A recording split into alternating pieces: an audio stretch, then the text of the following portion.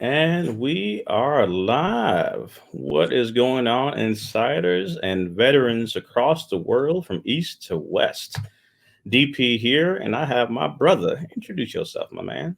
Welcome, welcome. I'm veteran coach Dr. Mike Smith. Thank you, everybody, for joining us. Awesome. We'll give some time for folks to start kind of jumping on in. When we have these sessions, we always like to, the first order of business is ask you all to go ahead and post your branch of service and the years that you've served. We want to take a second just to recognize you, appreciate you for being here. Thank you for your service. Thank you. Um, you know how it is, Mike, right? We thank others, but we don't want to receive the thanks. But you got to do unto others as you want to do unto you. You want to pay it forward. So we want to definitely recognize all of you out there. If you can see us, if you can hear us, whether you're live or on a replay, we appreciate your service. We appreciate what you've done. And we hope that this afternoon we're able to give you some information that'll help you in your VA claim journey overall. So, of course, the quick disclaimer here being, right, it's not medical advice. Definitely consult, your medical providers, but we want to give you information to be able to have an intelligent conversation as it relates not only to your claim but your medical process.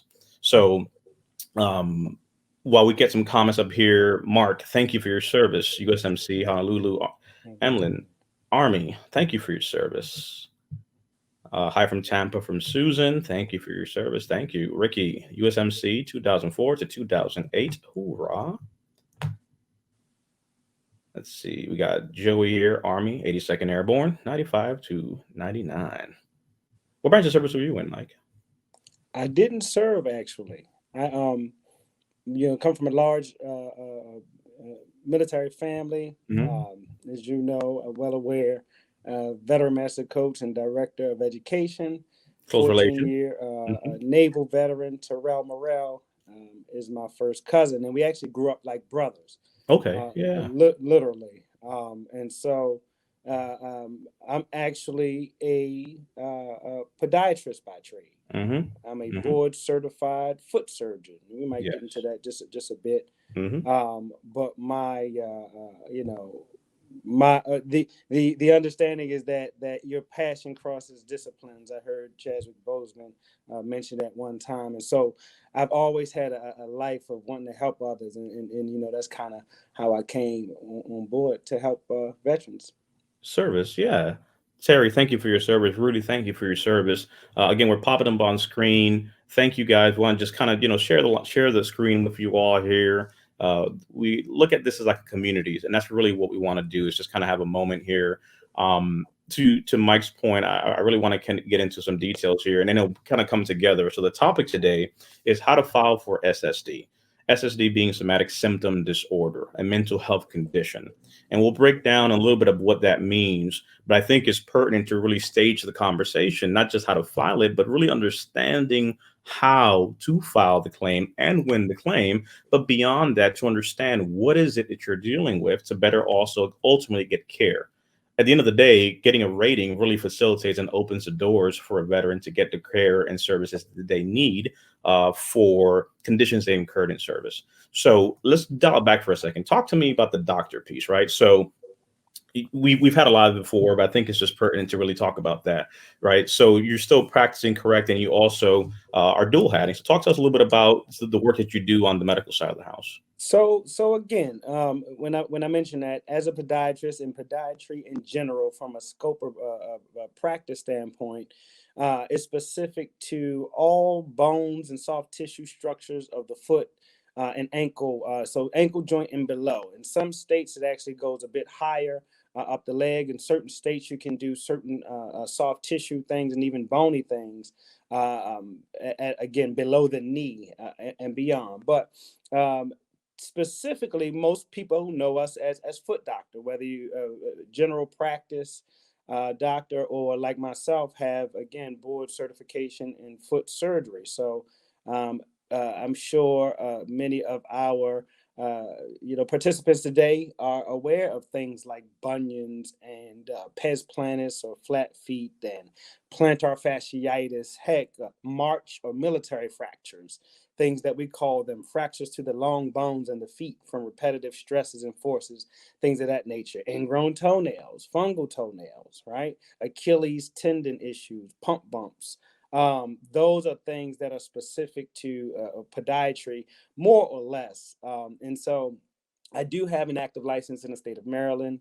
I've been practicing for the past 15 plus years, probably 16 plus years now.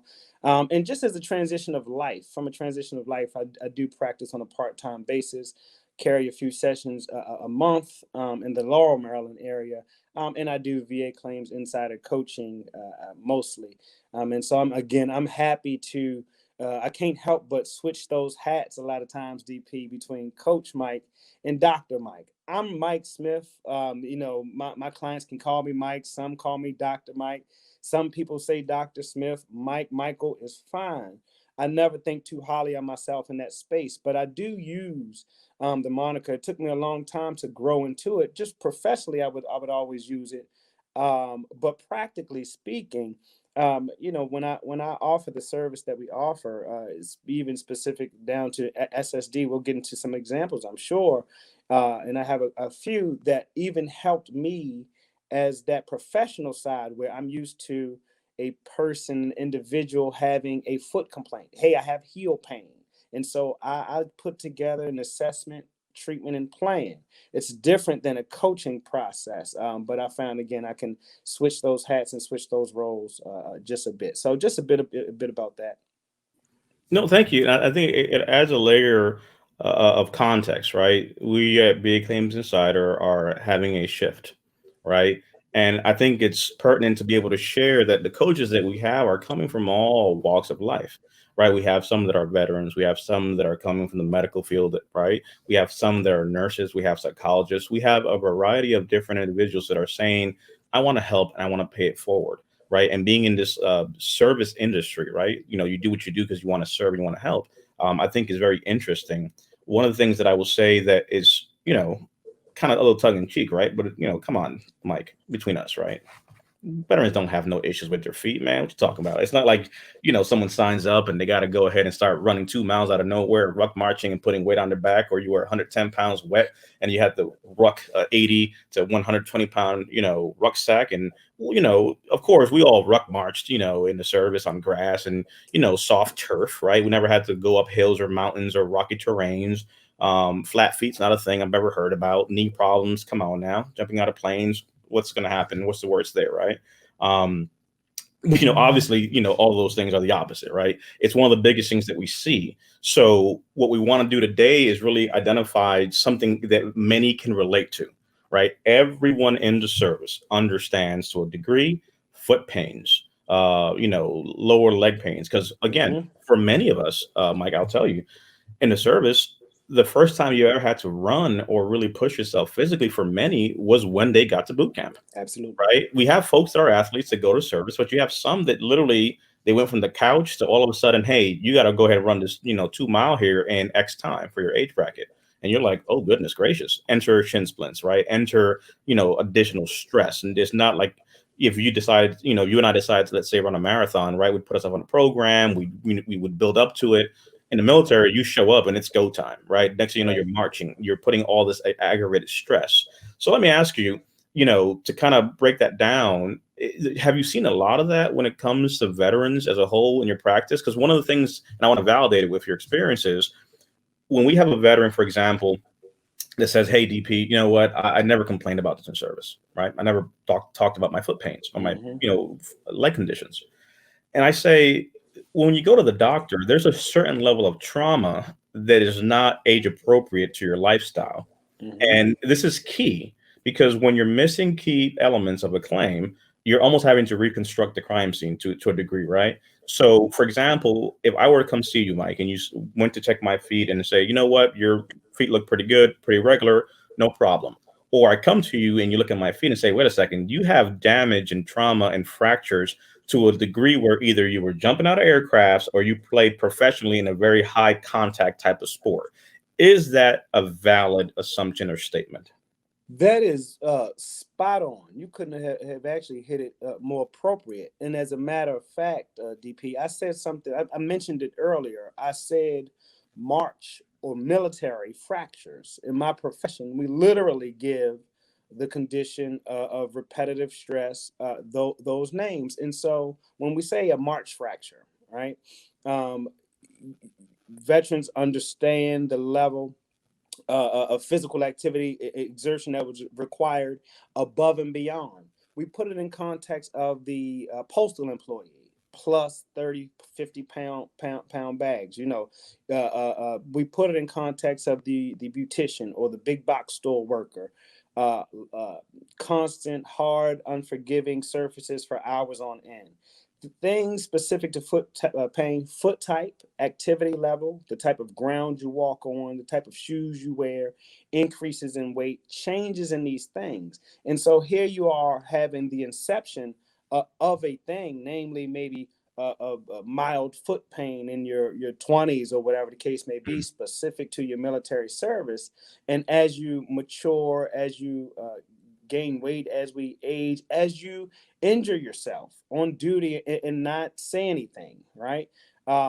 Things tend to be progressive in that space. I mean, it leads me to a story, even very specific to such this thing that actually was my aha moment. I mentioned Terrell and I just discussing it, what he did at VA Claims Insider prior to me coming on board. And so I actually found some notes. I took some notes passively over a year ago. I had never heard certain things about disabilities, but there was this one particular story, and it was the aha moment, the light bulb moment, the can I get involved moment. I had a patient walk in the door some time ago who had an Achilles tendonitis, right? Heel pain in the back of the heel bone at the Achilles. No big deal in my profession. Over, again, at that time, I literally have seen it thousands of times, probably, right? Turns out that this individual, this happens every 3 to 4 months. It flares up seemingly out of nowhere, okay? Turns out further, after questioning and examining him, this individual served. It was a veteran. It was rating disabled. I still had no clue what that really meant.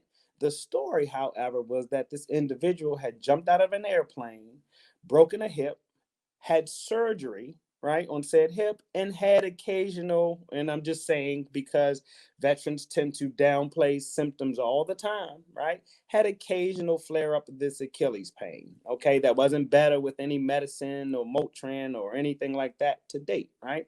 Not better by inserts or things that you stand on the machine for.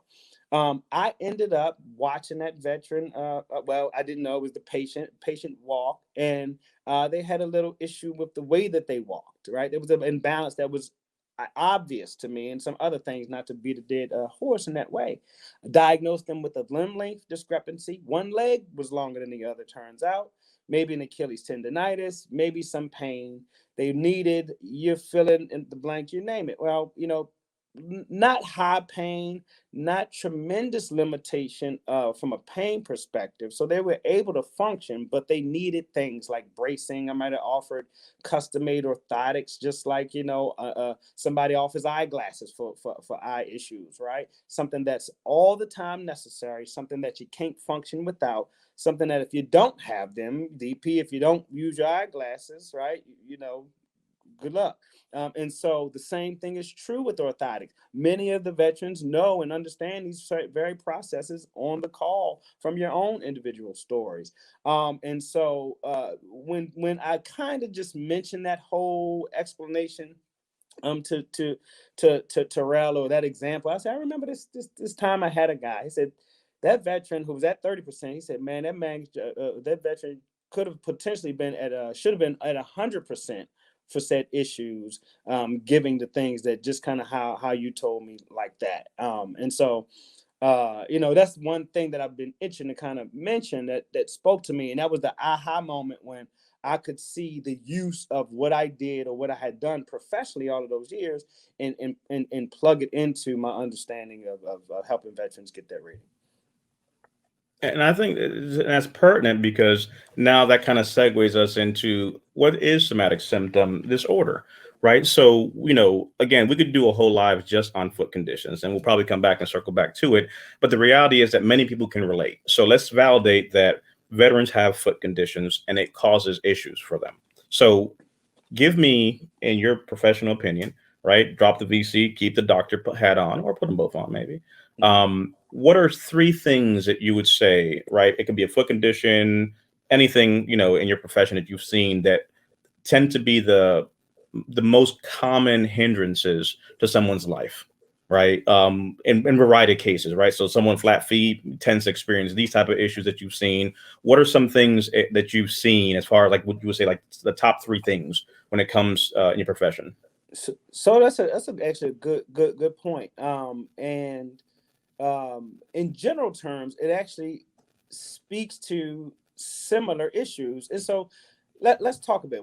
When people say heel pain, okay, probably independent of military service, probably the number one thing that patients will come in for. It's also been an estimate sometime I last looked at up to 40% of the population aren't seen for foot related issues. Now, again, you probably dealing with a virtual room full of folks that had some foot related issues, but let's just take the benign heel pain, okay? So you get a foot is not a foot is not a foot. 26 bones and all these multiple joints and things. Your feet don't look like the next individual's necessarily, but the boots do. Okay, so now we're asking individuals to maybe put what to say a square hole round peg kind of thing. And so if early on there's not an accounting of that and you just get a benign heel pain, right, that easily can turn to a lot of times guarding of the same injured issue. So you'll get a limp, you'll favor Mm. that issue. Everybody knows, or people on the call often know, whether military service or sports or working in the restaurant, when you limp or favor a certain thing, you'll get contralateral or opposite pain or same side pain above or below that issue. So heel pain often turns into ankle pain.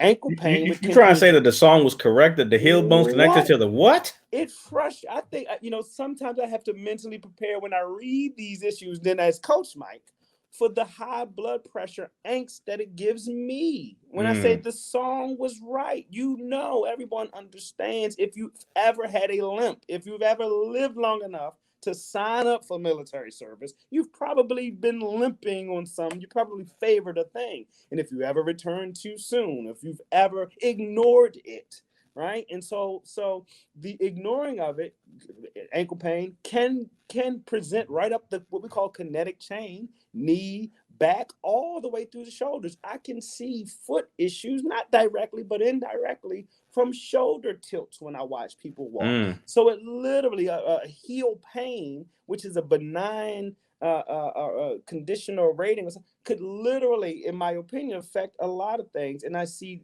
that frequently. That probably kind of tops that three that you mentioned. Mm. Um, uh, Nerve issues, nerve pain, neuropathy, right? And I don't want to get too far into the verbiage and off course, but nerve pains, whether it be shooting, tingling, numbness, burning, something that you might be looking at, and your foot looks normal, but it presents in the feet. I see a lot of these with diabetic population, Mm. diabetes, which with issues can actually have issues with the nerves that present in the feet as the number two thing. This nerve issues, people might have heard the term radiculopathy, so to speak, because these nerve terms are not specific to diabetes. Back problems can cause that. Cancer chemotherapy treatments can cause it in the feet. A history of alcohol use, alcoholism can cause it in the feet. Idiopathic, which means we don't know why you get it in the feet, right? And that can be measured, right? And so oftentimes that kind of presents it as the number two. It can pose some issues there, DP. That when we talk about SSD or lifestyle impact, those nerve issues can even turn from just sensory, where it feels like a burning or it feels like a fire or pins and needles or prickly sensation or itch you can't scratch or 1,000 ants Mm-hmm. or glass, right? To actual motor and proprioception or balance changes. So one that Mm. exhibits certain neuropathy issues, especially in the feet, can start to feel uneasy in gait or balance issues if that same nerve thing is allowed to progress. So it just can seem like a pain in the foot, nerve related, but it can really umbrella snowball into a lot more symptoms, right? And I think, and that's a good segue. So E on the back end will pull it up here. Let's introduce the concept of somatic symptom disorder, right? Not Dr. Mike just bringing this up and saying it, but really looking at, what the actual experts are saying, right? So it's not just us saying something. It's just looking at here now the American Psychiatric Association. It'll pop up here on the screen. We'll look at what it actually means and says. We could do a screen share on that. You can guys see it here. So one of the things, if you actually do a search for somatic symptom disorder, and look at, for example, the American Psychiatric Association, it introduces it as a person that can be diagnosed with this having, for example, feelings and thoughts or behaviors related to illness, or that are excessively out of proportion, right? Again, if anyone has a minute, really pull it up. I think we might be able to pull it up as a screen share here on our side. But somatic symptom disorder involves a person having a significant focus on physical symptoms such as pain, right? Weakness, shortness of breath, that result in major distress or problems functioning. The individual has excessive thoughts and feelings and behaviors relating to physical symptoms. The physical symptoms may or may not be associated with a diagnosed condition per se, but the person is experiencing said symptoms and believes that they are sick. They are not faking this. It's not a hypochondriac situation. It's truly a case here where they're dealing with this. One or more physical symptoms that are distressing and cause disruption of daily life. This is now the American Psychiatric Association is looking for a diagnosis here. Excessive thoughts and feelings or behaviors related to the physical symptoms or concerns with at least one of the following: ongoing thoughts that are out of proportion with the seriousness of the symptom, ongoing high level of anxiety about the health or the symptom, or excessive time and energy spent on symptoms or health concerns.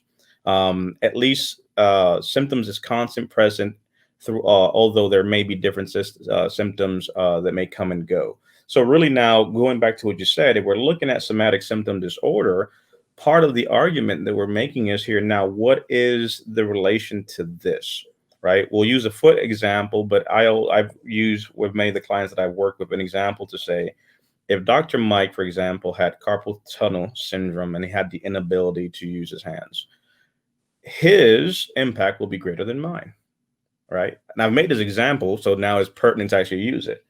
I'm not going to write any checks. Dr. Mike now may not be able to perform surgery. That now is impacting him more than I. So let's say, for argument's sake, that Mike and I are both rated 10%, for each risk, combine it, right? So bilateral risk condition rated, let's just call it 10%, just for the example. For me, again, I don't write checks.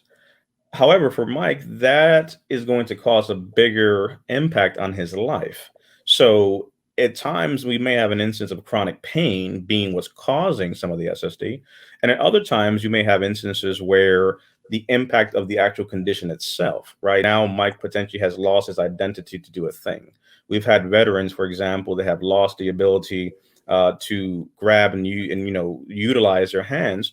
And that, if you're someone, who's over 50 or over 60, you come from a day and an age where you shake someone's hand, you look them in the eye, and that's kind of how you made a deal, right? If you're a carpenter or someone that, made your living using your hands, losing that is part of your identity, right? Think about someone who loses the ability to walk, the toll that has on them, right? You have to relearn how to walk, but you have to, and you can talk on this here, Mike, can you talk a little bit about that? Just literally just making a very quick example, just to correlate the fact that someone, for example, that loses a limb or loses a foot and has to use a prosthetic, what does that do for that person from a personal point of view beyond just learning how to walk? So I just again another example.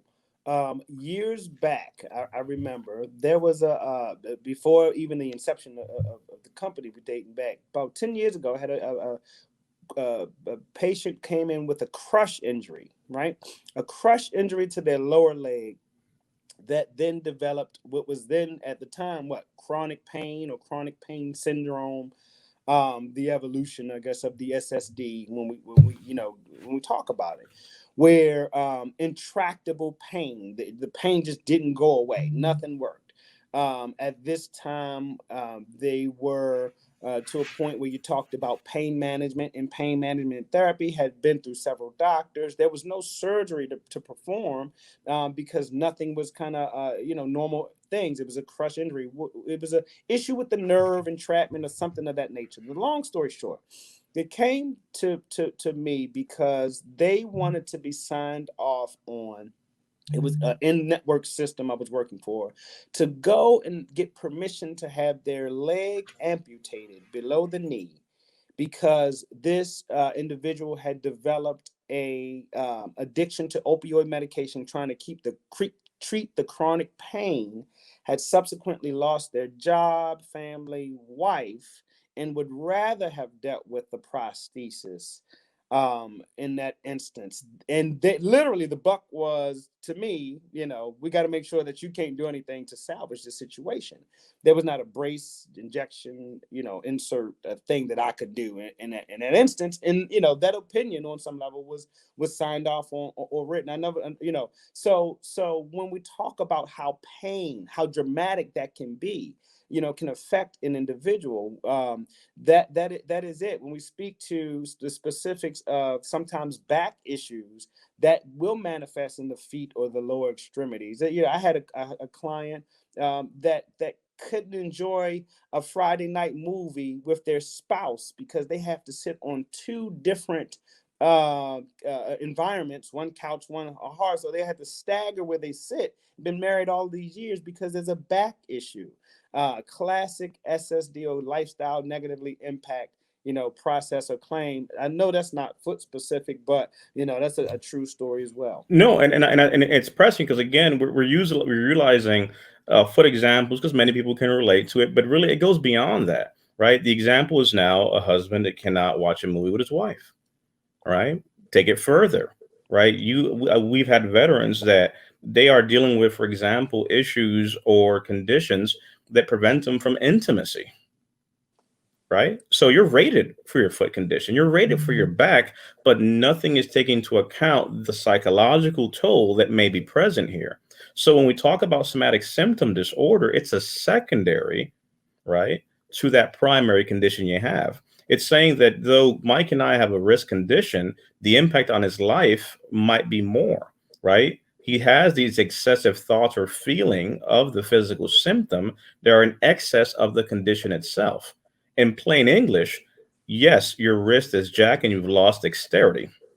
However, now Mike has associated that. Again, going back to the American Psychiatric Association here definition, where we're looking at excessive thoughts or feelings or behavior related to the physical symptoms or health concerns, right?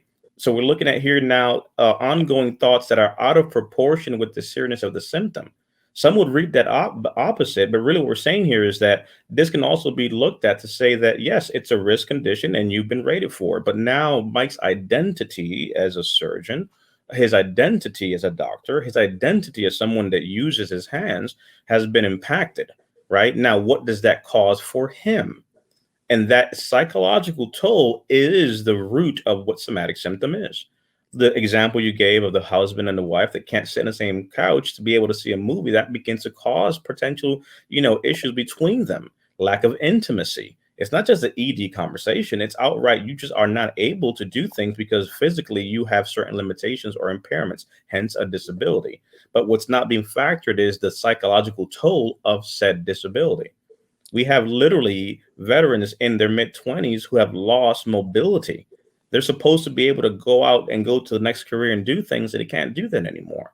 You have a 50-year-old who's lost the ability to take care for themselves, and they can't, for example, walk their daughter down the aisle on her wedding, Mm-hmm. right? They have the Mm-hmm. inability to go see their grandkid plays baseball, something that was passed down from generation. He taught his son how to play baseball. Now his grandson has been robbed of that ability. This is the thought process that we need to basically uncover to understand how to make the argument for somatic symptom disorder. Because what we're saying is there are instances for many veterans where everyone has felt like I got my rating, but this doesn't match up, Mike, with what I'm dealing with. Like there has to be more. My back is 20, 30, but you don't understand, Mike. I can't do this and I can't do that. I've lost the ability to do this. I would argue right now that there's someone watching us, whether live on a repeat, that you look yourself in the mirror right now and you don't recognize who's looking back at you, right? Like, come on, Mike. Back in the day, man. I'll be Terrell here. We grew up Yeah. together, right? You know for the fact that what, when it was all said and done, we said when we would get older, we would do this, that, the third. And here's the reality: we're coming to the end of this first career, right? We're coming to the point where we're moving potentially into our second or third. And the reality is that at this point in life, we were supposed to do this, right? Maybe for you, Mike, it was riding horses, right? You grew up on a farm and you're going to retire on a farm. But guess what? What happens when you can't walk anymore? I'm Right. supposed to be able to do this, and I don't recognize the person looking back at me because, like the movies, right? We all see ourselves, but we don't really see ourselves, right? You're still that 17-year-old kid who said, I'll serve, or that Right. 17, 18-year-old, young lady who said, I'm going to serve. And now here you are, 40s, 50s, 60s, 70s. And to Mike's point, you're downplaying what you're dealing with. But the fact of the matter is, I don't care what your age is. Because right now, there's an 80-year-old individual riding a bicycle across the country. There's a 90-year-old individual running a marathon. There are Right. people doing things physically because they can. But as a veteran, we tend to just play things down, say, Mike, you know what? I'm just getting old. I can't do a thing. Stop it. Right. Right. You Right. are trying to do what we've been trained to do. I'll say it again. Right. You're doing what you've been trained to do. And I'm here to tell you that is why you potentially are underrated. Because in the military, we camouflage, right? We train up to do something. And then no matter what branch of service you're in, you learn how to blend into your environment, right? If you're in military operations or you're in a jungle environment, a desert environment, the goal is to be able to blend into a thing, right? So let's just use that example, right? Camouflage. We all understand what that means. That's why we wear the uniform. That's why we wear camouflage, right?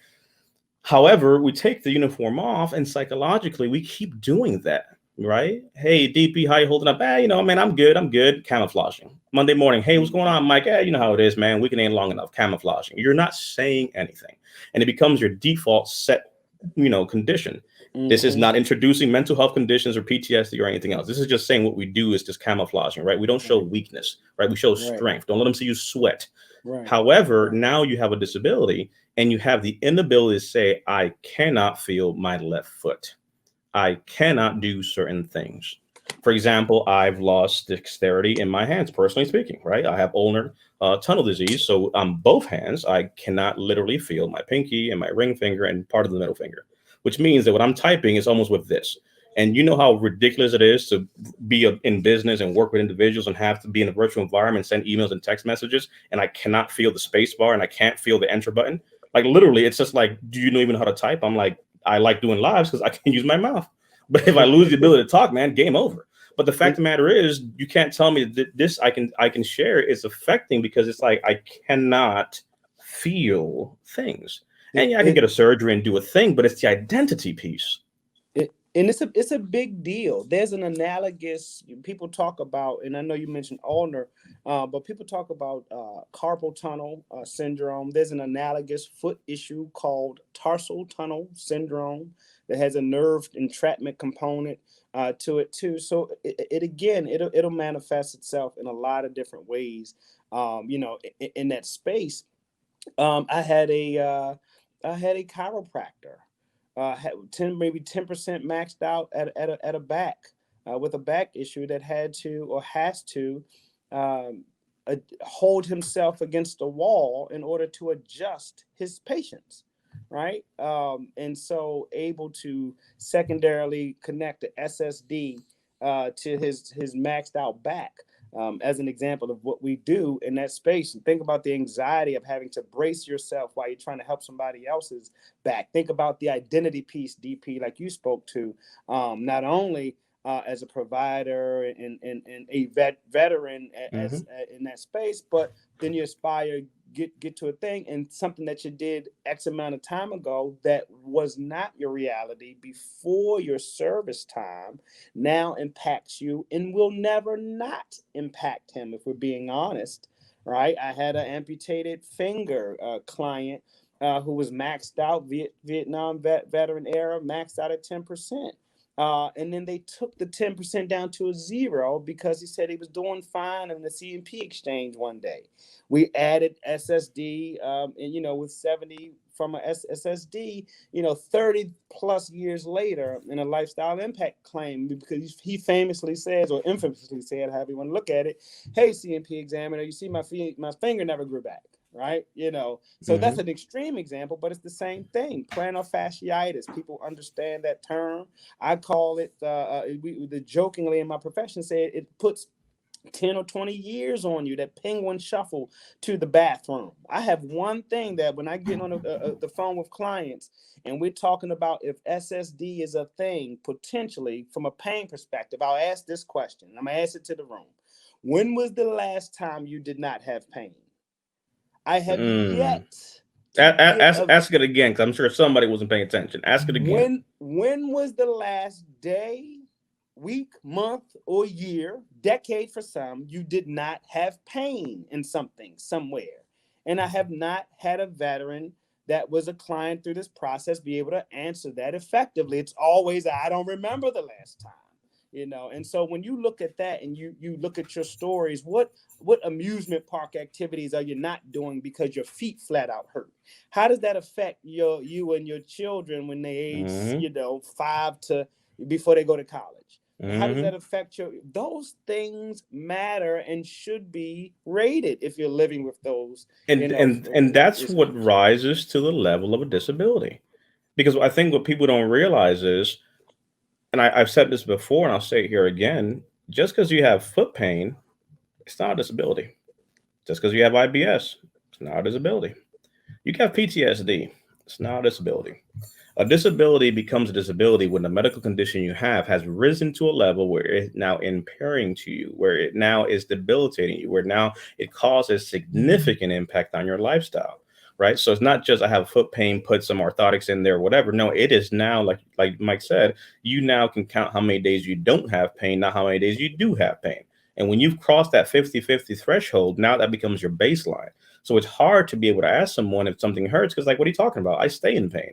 Right. But to your point now, especially for our combat veterans out there and our Vietnam veterans out there, it's even harder. Because what ends up happening is you go from being someone who was strong, who did things and has an illustrious career, and now you have all these physical limitations. So instead of just acquiescing to those things, what you end up doing is retreating and reclusing from life. Because I'm not going to have Mike see me not able to do a thing. So I'm not going to be able to make it to that gathering. I'm not going to be able to make it to this event. I'm not going to be able to do that thing. And I begin to slowly now, via mental health, right, start secluding myself, right? I start to develop anxiety of what will they think of me or see me if they don't see what I have been all these years, right? But think about it, Mike. Uncle Bob served 20 years, Vietnam vet, paratrooper, did all the fun stuff. We wanted to be just like him. He was our living Rambo. And the reality is now he is a shell of who he used to be. Yes, he's aged, but he's bore the wounds of battle, the wear and tear of a life lived on the edge. Regardless of your MOS, you put yourself in a place to do things that normal people do not do, so you will not age like normal people do. The problem is when you come back into the world, you are not in the same place. Me and Mike, let's say, grew up together. We're a month apart in age, but after service, he came back literally 10 years older than me. He's in a whole different world. Psychologically, he's seen things, been exposed to things that I can't relate to. Physically, he is carrying wounds and pains and aches that I'll never understand. So when I want to get together with my friend to do something, my friend's busy that day, right? He doesn't want to tell me, "Hey, DP, I don't want you to see me this way," because you know what? Ain't gonna, he doesn't want me to see him this way, right? But the fact of the matter is, he's secluding, he's avoiding. Our friendship begins to fray and separate. And to a degree, you start to perpetuate the things that you don't even want to happen, but are happening now, which further compounds the psychological toll, anxiety, depression, right? And all the symptoms that come with that. So when we look at anything you want to file, if you don't understand this, because I'll tell you what, if anything else, here's what it comes down to. You have to see a psychologist, you have to have a diagnosis and be able to speak about how that primary condition is affecting you. That's a secondary. So I have a back condition that's rated and a foot condition that's rated that in turn has limited my lifestyle, and I cannot walk and I cannot do this. It takes a toll on my lifestyle. I've explained some of those things in the previous few minutes. I'm filing a claim. With those pieces, that's how you file an SSD claim. That's it. However, if you do not understand how to make the argument, it doesn't matter what you do from a textbook perspective or a medical evidence perspective. I would offer to everyone who's not working with us now, because the question is, then why should I work with Dr. Mike or one of the coaches over there? It's like what happened on day one of the military. Most of you, I would argue, did not know how to use a rifle, but you went to boot camp. You were taught how to use that rifle. I would argue to you that if you see a doctor and you have medical evidence and all the reports and literature and PubMed and all this stuff, if you don't know how to use it, I'm telling you, you're not going to hit the mark. Because when you take a rifle and you put it in the hands of a trained sniper, game over from 2 miles away even. But if you put it in the hands of an amateur that doesn't know what they're doing, they can't hit a rock right in front of them if they wanted to. So if you have the medical evidence and you do not understand how to use that, and what I mean by that is tell your story and talk about truly what is happening, you're going to get denied.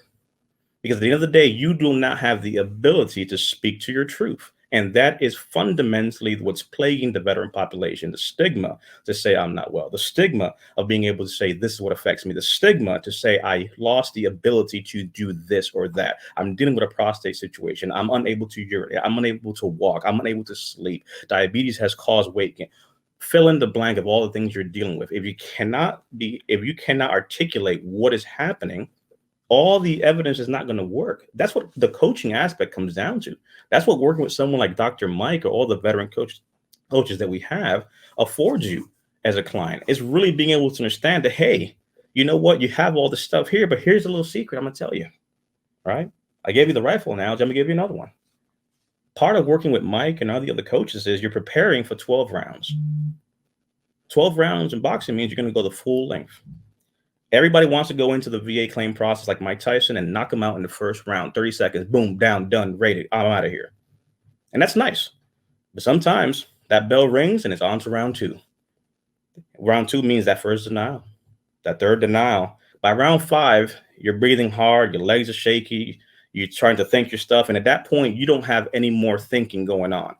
That boxer, that person in that ring, past that 6, 7, 8 round, no matter how good a shape you're on, it's that ringside coach that is saying, Mike, stop falling for the left, pivot to the right, avoid, slip the jab. If you don't have that, good night. The professionals have someone. The best boxers in the world have someone in that corner saying, you're putting your guard down, keep your hands up. He's catching you on the left. You know what I'm saying? So in this journey, that's what Mike does. Yes, you got denied. I get it. This sucks. Get back up. They stopped us here. We're going to go here. Military. They stopped us on the left. We're going to flank to the right. Ultimately, that is what this is about. You need the tools, but how to use the tool, but then the support to say, Mike, they denied me yet again. It is a 7th time. Just forget it. Why even bother? Why? Because you owe it to yourself and you owe it to your family and you owe it to all the things that you've lost. You owe it to the fact that you can't walk your daughter down that aisle. You owe it to the fact that the kids you have been robbed of your goodness. They don't know who you are anymore. Back in the day, Mike, if he was, let's say, using Mike as an example, Mike was the life of the party. But now with the ailments and issues he has, you don't see him nowhere. And his nieces and nephews have been robbed that Mike was the dancing machine. He was the one that taught me how to do a thing. And now they've been robbed of experiencing life with Mike and just enjoying moments. And that is the reason why we say you have to fight. You can't just give up and say, I'm not going to file this claim. It's not about you. It's about all the things around you also that have been impacted, the job, the promotion, the family, the spouse, the loss of relationships. That's what the somatic symptom is about. It's understanding the impact to your life. If you understand that fundamentally, we're dangerous now. How many people with pain, especially in the lower extremities, find nothing amusing about amusement parks? Hello. Right? Just won't go. Yep. Even with a family, just won't go. Opting out of those things can be a big thing. Again, But what to your happens? point. But let's dial that back. What happens at that amusement park? What happens is, so with every normal step, right, 2.5 times your body weight, is multiplied over your feet just walking to the bathroom. And so when you multiply that instance over and over, that stress, everybody understands why you might sit home. When I was younger, I didn't understand the individual at an amusement park reading a book on the bench. I didn't get it, right? As we mature and as we experience, I am the person on the bench. I don't have issues, but I don't want them either, with a couple knee surgeries personally, right? Individual surgeries. And so a lot of mileage, 10,000, 15, 20,000 steps in any given space, a lot of miles on the feet. It just is not done. And you experience that one good time with somebody with a mild or even a moderate, never mind a severe or pronounced pes planus, and they're just not doing it again in life. They're just not doing it again in life. But I'll give you another one, right? So now Dr. Mike gave you one example. I'm gonna give you the other side, right? Because if you notice here, right, we're playing this game. I'm giving you the physical side. I'm giving you the psych side. Yes, but you miss the opportunity for your niece, your nephew, your grandchild, or your son to have a moment with you. Think about it, right? You know, good and daggone well, you don't belong in no daggone roller coaster, even if it's a little kiddie one. But the fact is, you got in there and your kid got to see you freaking freak out a little bit, and you took the drop and you got a picture and you put it somewhere, and that's a memory. That is what is robbed of a veteran. It's memories, not the money. The rating again opens up care and services, but it's the time you will not get back. You spent the whole career deploying, doing things, being away, and now you're back and you're still away. Come on now. I said you spent a whole life being deployed, going away, spending time away from kids and family, going to Iraq, going to Afghanistan, Gulf War, Vietnam. Some folks have been to a few different conflicts, short deployments, training, all this stuff. And guess what? Then you get back and you can't even get back and you can't even do a thing. So you're back physically, but you can't do a thing. So now for the next 10, 20 years, you can't experience those moments. So now the 5-year-old became 10, the 10 became 20, and a 30-year-old doesn't even recognize who you are anymore. All those opportunities are gone. That is what this is about. If you understand that fundamentally, that's what this claim process is. I don't care about no rating percentage or the number of the dollar sign. It's a validity that it's not you, Mike. You experienced something, you were robbed of something. And because of that today, we're going to recognize that and fight for what's right because it's principle. If we can do that effectively, that's what comes across. Not just that you got some paperwork to say, look what the doctor said. I got a necklace letter that says it. Man, forget that stuff. You have got to be able to own your truth and say it. And when you're able to have that conversation and explain what's happening, right, that begins to open the door to healing and to have the ability to say, hey, now I can reach back and understand. Because the thing is, when you've been in darkness and you see the light, you can detect the others that are in the darkness as well. Because I can call my brothers and I know, hey, man, you're full of it. Stop it. I've said all those excuses. I've done all the things you've done. Stop it. Right. So now that I've been able to come out of this darkness, I can now reach back and help somebody else. Each one teach one. I've said this before. Mike has heard it with the coaches that we have internal. We're hiring people. We're bringing on people. But I'll say it again here for all of you to hear. Right? As the director of engagement, my philosophy as an Army veteran and a command staff and Marine Corps graduate is Semper Fidelis. As the veteran population, we have been failed. The system has failed us. And the fact of the matter is that here at VA Claims Insider, what we aim to do is to be faithful to those that served. Semper Fidelis, always faithful. It's not only a Marine Corps thing. It is what we do here. Because there's a veteran right now listening that says, you are saying exactly what I'm feeling. I can relate to what you're saying. And what I'm saying is I got out that foxhole. I got out that darkness. I understand that pain. You can do it too. I won't patronize you with the whole, you should look on the bright side. There ain't no daggone bright side when you're in darkness and pain and you don't want to be around anymore. When your kids have grown up and they're gone and you're by yourself, that doesn't matter. But if you have the ability to speak life into someone else's life, that's what this is about. Find anything, something, I don't care what it is, but you have to try. If not, but for the man to your left and your right. And for many of you, you won't do it for yourself, but you do it for your brother, but you do it for your sister. So I owe it to the person to my left and to my right to try. because that, if anything, gets me moving. So again, if we understand this at a fundamental level, this is what will make the difference for us to be able to make valid arguments to the VA and to be successful in our process. But again, it might not happen in one, two, 3 rounds, but understanding what you're being robbed of. It's not a foot condition, man. It's not a just a migraine, or it's not just GERD. You know what I mean? You have GERD, guess what you're not doing? You're not having meals and outings with your family or coworkers. Migraines, you're missing all kinds of stuff. Back pain, you can't go up a hill and see a soccer game. Foot pain, we just talked about Six Flag Great Adventure that you're not going to go to. Fill in the blank. These disabilities have risen to a level where they impact your life. And if you can come to grips with that, it's not weakness.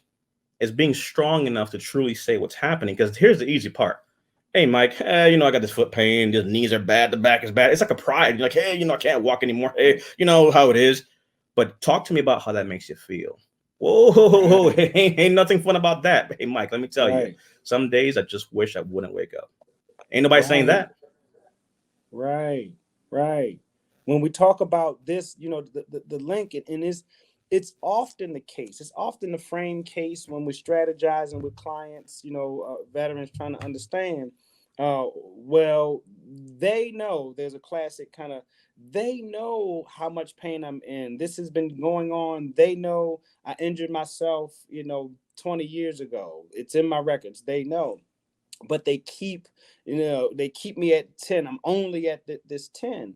Well, it's a thing to distinguish between how your foot moves and why it was rated at that 10%, the range of motion aspect, versus the fact that there's a sensation of giving way, that Mm, same foot or ankle might not hold you on mm, account, especially uneven surfaces, prolonged walking with dress shoes, to your point about the aisle. If you're developing these issues, and so that uneven surfaces or wet surfaces, or steps going down at a 1-2 pace of stairs, right? How does that make you feel when you're in a rush to get out the house? I had a veteran client, and it was a CMP for the back, I think. Okay, CMP for the back, and it was a range of motion for the back. And so they had the client undressed for the CMP exam. He said, "Hey, Dr. CMP examiner, I have difficulty getting my pants on and off. Okay, I have difficulty getting my pants on and off. Right? It's going to take me some time to get dressed. I can get undressed. It's going to take me a long time to get undressed." They said, "Try your best." At the CMP examination for his back, it took him 30 minutes to get his pants back on mm. after the CMP examination for his back. He was not there for an SSD claim, by the way, of which now he'll be working with. But just that story, how long does it take you to put your pants on, respectfully, DP, Mm-hmm. right? And it's, Mm-hmm. for me, I can tell you with certainty it's not 30 minutes in the morning. And that is a thing.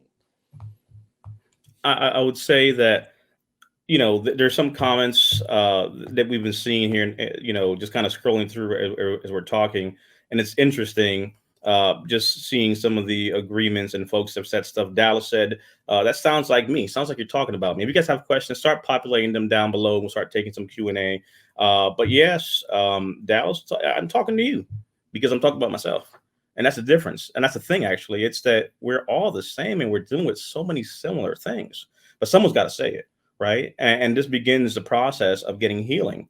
I want to put a few things out there. Again, when we have these sessions, it's such a big topic that we could be here for a while. And we're going to answer questions, as you have seen, those that are live. We have coaches in the comments that are answering live the questions. So we'll bring some up just for those that would repeat this in other platforms or other venues can hear what we're saying.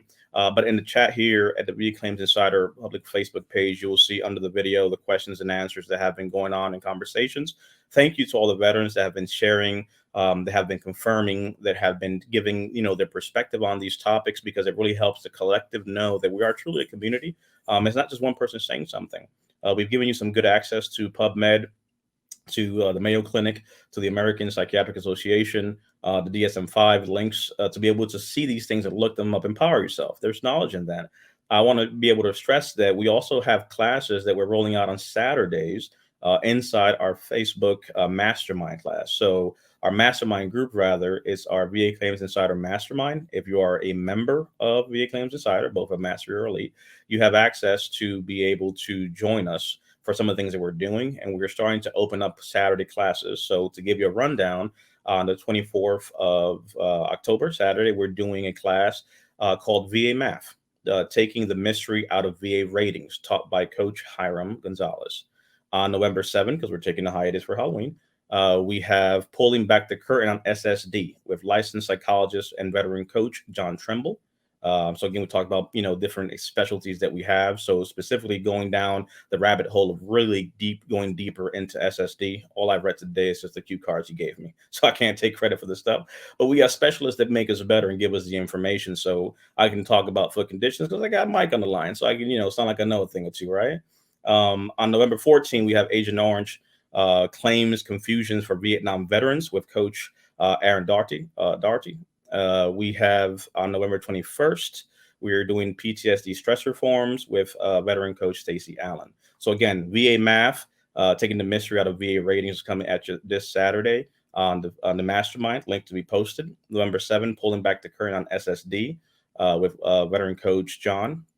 On the 24th, Agent Orange, claims and confusions for Vietnam veterans. So helping the Agent Orange argument there. And then on the 21st, PTSD stress reforms with Coach Stacey Allen. Again, bringing you more information to be able to share with you all and give you more value to what you're doing. So I know for a fact that you will definitely get more information. Some of these conversations, I would argue to you all, the more you are around this, the more sense it would make.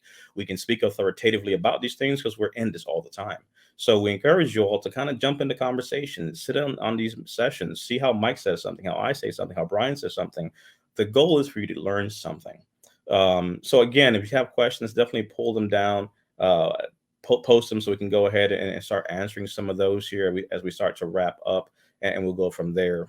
Is fibromyalgia rated, and if so, under what category? Mental health. So fibromyalgia in and of itself is rated by itself, so it's different. So there's a lot of correlation. If you actually go back on this page, me and Brian did one, I want to say a month ago, on chronic fatigue syndrome. So the issue with fibromyalgia and chronic fatigue syndrome is they sometimes tend to be one and the same for some people, but they're not.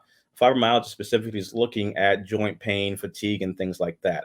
However, chronic fatigue syndrome specifically is looking at the fatigue that you have that now is debilitating beyond just I'm tired. So fibromyalgia, for example, can be rated as a primary if you've had in-service treatment or complaints for it, or it can be a secondary to other conditions. There have been correlations to mental health, to PTSD, other medications or conditions that may well give way to this, right? So fibromyalgia can go 0 to 40. Chronic fatigue syndrome can go 0 to 100, depending again on the level of impairment. So someone who can argue, for example, that their life has been impaired by X percent, that equals then X percent on the rating side of the house.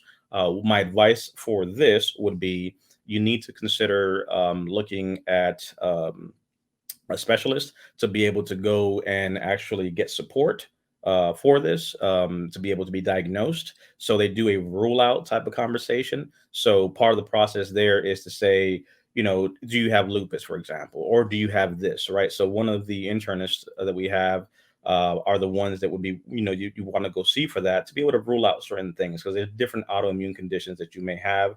So I would argue that seeing a specialist would be arguable, but it will usually start with a general practitioner, and they in turn will make the referral to see a specialist and be able to rule out exactly what you have, because there are going to be different tests that they will do for fibromyalgia, but you may also have chronic fatigue syndrome depending on what you have. But part of the rule out process is to see, is your chronic fatigue syndrome or fibromyalgia, if it's, let's say, fatigue in nature, is there a sleep apnea component to it? So if you have sleep apnea, we must clear out sleep apnea and say, okay, let's say Mike has sleep apnea, he's on a CPAP machine that still has not improved his chronic fatigue, though he is getting now, let's say, better sleep quality and what have you. So answer to that being that fibromyalgia is rated by itself. It's different than mental health, but you can have SSD claims secondary to fibromyalgia. Because of fibromyalgia, joint pain, fatigue, and so forth, now in turn, I've lost the ability to do certain things, and the same argument can be made. Let's see what we got here. Currently rated for PTSD due to MSTF 50, along with degenerative disc disease. and a few other musculoskeletal ratings. Can I still claim SSD even with PTSD? And this is a good one. So when it comes to PTSD or mental health as a whole, you can have more than one diagnosis. However, the argument is going to be here, they're only going to rate you for one. Because to be able to differentiate the symptoms, that's where you start going to the pyramiding side of the house. So in your case, you could have PTSD at 50% because of that trauma that you experienced, MST being the point here, right? So now the argument can turn into saying, let's say that while that is valid at 50, your physical conditions now have gotten that much worse to where now the more pressing argument that you're dealing with is somatic symptom disorder. Now, the VA can look at this a few different ways. They can raise your PTSD and say all these things are kind of going into the same pot of your mental health, and arguably your psychological, your physiological conditions are exacerbating your mental health, and that in itself can be cause for an increase on your PTSD because arguably one thing is affecting the other. You can also, I've seen instances where the VA in turn um, um, okay. Thanks, Eric. And in case for this case here, if the argument can go for SSD, I've seen them, for example, award, let's say SSD at 70 while keeping PTSD at 50. I've seen instances where they'll just increase the PTSD, let's say to 70, and then lump in the SSD. Or I've seen them even deny the SSD and say, no, we're not going to do that. We're just going to go for the increase on the PTSD. So the argument really comes down to the mental health symptoms you're experiencing, and the VA has different ways they can look at this. So for some, the argument is clear as day that the physical side is outweighing now the trauma in this case. Again, not negating it, just saying it's adding to it. So they can label it as SSD, they can label it as PTSD with SSD. Regardless of how they do it, ultimately is going to be an increase. So short answer being that you can go for that increase there as far as that's concerned. We're going to do one last pass of the classes as we begin to wrap up. I think most of the questions were answered there. So again, October 24th, VA Math, taking the mystery out of the VA rating. On November 7th, pulling back the curtain on SSD with licensed psychologist, veteran coach John. And then on November 14th, we're doing Agent Orange, claims and confusions for Vietnam veterans with Coach Aaron. On the 21st, PTSD stressor forms with Coach Stacy Allen. So again, the link is here for those that might want to join us. Again, feel free to kind of jump on in here. The class is going to be at 1 p.m. Central Standard Time. Check on the mastermind. It will be pinned to the top with the link as well, so you can join us. As we start to wrap it up, Mike, on your side of the house, what would be you got two hats here, so I'm gonna need two from you, brother. I need a VC tip. You know how we do it when we wrap up here. For those that are out there listening right now, and I need a Dr. Mike tip. So two tips from you. They could be the same or expanded, but what will be your closing thoughts to those that may be seeing us live or may see us in a replay? So that's a very, very good one. Dr. Mike tip. Okay. I get this a lot. People will say, I'll examine some folks and they'll say, I'll ask, does that hurt? Say, no, I wouldn't call that pain. Okay. So if we just give that example, like, well, what would you call it? If it's not normal, right, and you wouldn't call it pain, what would you call it, right? So for me, when we speak in terms of kind of absolute about a thing, if you have a not normal sensational feeling in your foot, you got to count that as a pain, so to speak. It doesn't have to be debilitating or tremendous, but again, that speaks to that principle of downplaying symptoms that also might have you getting and seeking treatment sooner. So if you have foot pain, especially nowadays, even though I happen to know it still happens where pain is less believable or less likely, especially when there are spouses that are both in service, right? One spouse didn't necessarily believe the other, and one spouse was in tears in my office, right? Because the bosses or home, there was no outlet to complain about foot pain, right? And so just in general, if you're feeling a thing, kind of own up to it, admit it, go down that road. Don't try over-the-counter stuff for 2 years thinking that's going to do it. See somebody about it, right? And so that would be the Dr. Mike part. Coach Mike, it's a similar understanding of downplaying the symptoms, right? Learn what the ratings are. What does it look like in black and white, print or digital? at the 100% level on the 38 CFR? What does the 70% symptoms of these issues look like? What do the 50, 30, and so forth symptoms look like? Because chances are it might look like these stories of people's lives, right?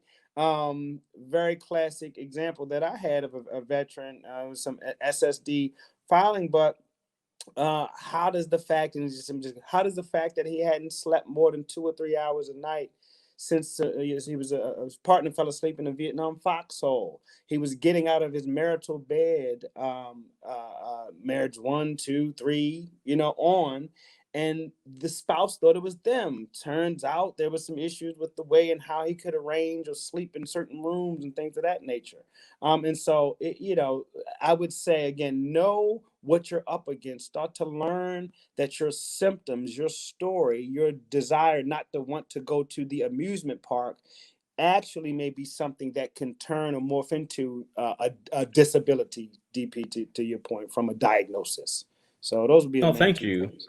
No, those are two awesome points. Dennis, rated at 70 SSD, you feel the rater didn't get it right, you push back, go for a high level review, right? Argue for the symptoms if it didn't get it right. Stephen asked the question basically if he has SSD, can he basically go now for PTSD and sleep apnea secondary to SSD? Arguably, you can maybe go for sleep apnea there, but I would tell you that you won't be able to go secondary for mental health to mental health. So you can't do SSD secondary to PTSD or PTSD secondary to SSD because now pyramiding comes into play and the symptoms tend to overlap. So that won't be something you would see. Like I said earlier, you might see a flip where they might just award one or the other there. On my side of the house, I would say in closing, as Brian kind of said it a few days ago, the book is coming out. We have some amazing things coming, so stay tuned for that. But as he kind of teased out, right, you served, you deserve. And part of that includes now giving you all the permission to get the help. It's okay to not be okay. Lightning didn't strike. We're still here. The world didn't end. The fact of acknowledging and accepting that we need assistance and help does not take away from who we are as individuals. So it's okay to be okay. And to echo Brian Reese when he said it a few weeks ago, and he's been saying on his lives, is we are giving you permission to retake back your life. Get that rating, get the help you need. So if you see us and you're hearing us wherever you are, guess what? This starts the process. Today, make a change to do something about it. Go reach out to that doctor. Stop being stubborn and hard headed. Go out, reach out to someone. Even if you're working with us, we're going to send you the psychologist of the Met team, which in turn says, go see now your regular doctor. Make this part of your therapy plan. Everything we're talking about is a beginning of a journey. So we want to make sure that you understand that it's okay. Go get the help you need. There's nothing wrong with that, right? You still will always, for me, right? I'll admit I am a diehard 80s action movie fan. Sylvester Stallone, Arnold Schwarzenegger. I don't care if Sly comes out with Expendables 20 or Rocky 25 or Arnold Schwarzenegger has Conan the Barbarian 52. I don't care. He could wheel himself in a wheelchair. I am going to watch it because I grew up on Rambo, the Terminator, and that stuff. And that to me will always be a thing. So Arnie, Sly, Running Man, look, they don't age to me. And by that, I mean that those of you that have served, we always will honor and respect what you've done. You're not the 20-year-old that you were, but it doesn't mean that you aren't the warrior that you are today, right? Arnie is still Arnie. Sly is still Sly. Our heroes are still our heroes. It goes beyond the physical. You have to understand that when you look up to someone, it's beyond what they did physically. It's who they were, right? My grandpa encouraged me to do something, and it was his support and love and guidance and his service that made me want to serve, not his physical prowesses. I respect him as much as when he was in his 30s, when I was a kid, a baby, and he was in service, to when he was, in a wheelchair. Our heroes are our heroes regardless of where they are. So allow yourself to just be, because there's something inside of each of us to help someone else. So you may not be who you used to be, but damn it, you're still here. And that means that we need you to be here, to get well, to reach out, to get the services you need, because there's someone behind us that may become a statistic. And we may be the only difference between that person waking up tomorrow, having a reason to move forward, and just saying, why even bother? So check on your strong friends, check on your weak friends, check on each other. We have the permission to get what we deserve. We're not groveling for anything. We're fighting for what is ours. We served our country.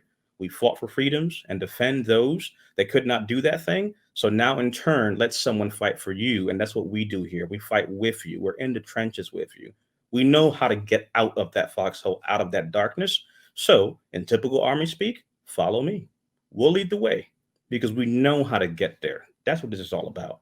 So we thank you for being here. Thank you, Eric. Thank you, Lisa, for being behind the Thank you, curtain, Eric. supporting us Thank you, today. Lisa. All the coaches who are down in the comments section, answering questions and reaching out. Keep bringing your questions to us. Keep challenging us because it makes us better. Thank you for your service. Thank you for being with us today. Like Terrell would say, you could be anywhere in the world, but you chose to be here with us today. Yeah. Thank you. Thank you, DP. I appreciate you, man. Appreciate you, my brother.